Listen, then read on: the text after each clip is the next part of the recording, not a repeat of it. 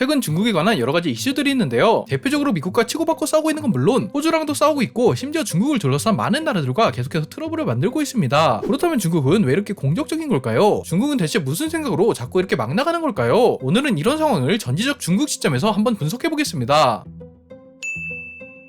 중국이 왜 이러는지를 알기 위해서는 먼저 미국의 달러 시스템에 대해 알아봐야 하는데요. 최근 경제의 흐름을 보면 엄청나게 많은 돈이 계속해서 풀리고 있습니다. 코로나 때문에 실물 경제가 박살이 났는데 그 실물 경제를 살리겠다고 각 국가들에서 엄청나게 많은 돈을 풀고 있는데요. 따라서 주식, 부동산, 비트코인과 같은 자산 시장은 반비례적으로 엄청나게 폭등하고 있습니다. 이런 상황을 만들고 있는 게 양적 완화라는 정책인데 우리는 가장 먼저 이 양적 완화에 대해 알아볼 필요가 있습니다. 양적 완화에 대해서 제대로 알아보기 위해서는 우리는 과거로 돌아가 봐야 하는데요. 지금부터 2008년 9월 미국의 금융위기가 왔었던 때로 한번 돌아가 보겠습니다. 당시 미국의 4대 투자은행 중 하나였던 리먼 브라더스가 파산하며 미국 금융계 전체가 파산해버릴 수도 있었기 때문에 미국 시장은 큰 충격에 빠지게 되었습니다. 이때 구원투수가 한 명 등장하게 되는데 바로 프린스턴 대학교에서 교수 생활을 하고 있던 벤 버냉키라는 사람이 등장하게 됩니다. 버냉키 같은 경우에는 과거 미국 대공황에 관심이 많았고 이에 대해 연구도 많이 했던 사람인데 버냉키는 과거 대공황 당시 중앙은행이 소극적으로 대처했기 때문에 대공황이 오랜 기간 동안 지속된 것이라고 주장했습니다. 따라서 중앙은행이 나서서 많은 양의 돈을 풀고 적극적으로 개입한다면 시장의 붕괴를 최소화할 수 있을 거라는 생각을 하게 되었는데요. 그리고 실제로 버냉키는 2008년 금융위기 당시 자신의 신념을 행동으로 실천하게 됩니다. 여기서 등장한 게 바로 양적 완화입니다. 이 양적 완화의 메커니즘에 대해 조금 알아보자면 연방준비은행은 보통 금리를 통해 시중에 유통되고 있는 돈의 양을 조절하는데요. 금리는 쉽게 말해 이자라고 생각하시면 되는데 연방준비은행이 금리를 내리게 되면 이자가 싸지게 되는데 그렇게 되면 시중은행들이 더 많은 돈을 빌려가게 되고 결국 그 많은 돈은 기업과 개인에게 흘러들어가게 됩니다. 그런데 경제위기 상황에서는 중앙은행이 아무리 기준금리를 내린다 해도 시중은행이 돈을 빌려가지를 않는데요. 왜냐면 아무리 이자가 싸도 은행들도 자칫하면 파산할 수도 있는데 이런 상황에서 쉽게 돈을 빌릴 수가 없는 것입니다. 따라서 은행이 돈이 없어지니까 기업이나 개인들은 돈을 빌리고 싶어도 못 빌리는 상황에 처하게 되고 결국 많은 사람들이 파산 위기에 몰리게 되는데요. 여기서 이런 상황을 해결하고자 등장한 게 바로 양적 완화입니다. 양적 완화는 중앙은행에서 돈을 많이 찍어낸 다음에 그 찍어낸 돈을 가지고 시중은행이 가지고 있는 장기 채권이나 주택, 저당, 증권 등을 사주기 시작하는 건데요. 쉽게 말하자면 중앙은행에서 달러를 많이 찍어낸 다음에 은행에다 그냥 뿌리는 거나 마찬가지입니다. 은행에 이렇게 돈이 들어오게 되니까 개인과 기업들은 다시 돈을 빌릴 수 있게 되었고 파산 위기에 몰렸던 많은 사람들이 다시 재기할 수 있게 되었는데요. 이런 식으로 중앙은행이 돈을 많이 찍어서 시중에 뿌리는 정책이 바로 양적 완화입니다. 실제로 이 양적 완화는 큰 효과를 거두게 되는데요. 연방준비은행이 적극적으로 시장에 개입하면서 무려 6년 동안이나 이어진 양적 완화는 미국 자산 시장에 놀라운 효과를 가져왔다고 합니다. 실제로 연방준비은행이 양적 완화를 발표할 때마다 자산 가치는 엄청나게 올라갔고 기존의 주식이나 부동산 같은 자산을 가지고 있던 사람들은 부자가 된 것 같은 기분에 더 많은 소비를 하게 되었는데요. 결국 이 모든 게 경제 회복에 도움을 주게 된 것입니다. 실제로 연방준비은행이 양적 완화를 통해 6년 동안 푼 돈은 4조 5천억 달러, 하나로 무려 5,096조 2,500억 원이라고 하는데요. 근데 여기서 문제가 뭐냐면 양적 완화를 하는 건 좋은데 이걸 계속해서 하게 되면 시중에 풀린 돈의 양이 점점 늘어나게 됩니다. 그렇게 돈의 양이 많아지면 많아질수록 그 가치는 점점 하락하게 되는데요. 돈의 가치가 하락하게 되니까 상대적으로 돈으로 살 수 있는 물건들의 가격이 높아지면서 인플레이션이 생기게 되는 것입니다. 다시 말해 과거에는 500원 주고 살 수 있었던 빵이 이제는 3,000원이나 줘야 살 수 있게 되었다는 말인데요. 원래는 중앙은행에서 이 인플레이션이 엄청나게 높아지기 전에 금리를 올려서 어느 정도 시중에 돌아다니는 화폐의 양을 조절해야 하는데 문제는 2008년 금융위기 때 풀린 돈을 서서히 조절하려고 하는 시점에 코로나 전염병이라는 더 큰 위기가 찾았다는 것입니다. 따라서 팬데믹 위기를 맞게 되면서 연방준비은행은 시중에 풀린 돈을 회수하기는커녕 오히려 더 많은 돈을 풀고 있는데요. 따라서 계속해서 화폐의 양은 많아지고 있고 물가는 올라가게 되고 버블은 더 커져만 가게 되는 것이죠. 여기서 진짜 문제가 뭐냐면 이 양적 완화라는 정책은 미국이 주도해서 하는 정책임에도 불구하고 여기에 따른 피해를 보는 건 미국이 아니라 다른 신흥국이라는 것입니다. 현재 전 세계 국가들은 여러 가지 발전을 하기 위해서 석유를 수입해야 하는데 이 석유를 사려면 달러가 필요한 것입니다. 미국에서 달러를 기축통화로 만들기 위해서 석유를 달러로만 살 수 있게 만들어버린 건데 따라서 신흥국들은 석유가 필요하니까 달러를 사야만 했고 미국은 반대로 그냥 자기가 달러를 찍어서 파는 겁니다. 그리고 미국에서는 달러를 판 돈으로 다시 신흥국에서 물건을 사고 다시 또 달러를 팔고 결국 미국 같은 경우에는 달러를 팔면서 그 돈으로 상품도 얻고 계속해서 이득을 볼 수밖에 없는 구조인데요. 따라서 미국의 가장 큰 수출품이 달러라는 말까지 생겨나게 됩니다. 이렇게 계속해서 신흥국에 달러가 유입되면 당연히 그 나라의 주식이나 부동산 같은 자산 가치도 높아지게 될 텐데 이런 상황에서 만약에 미국이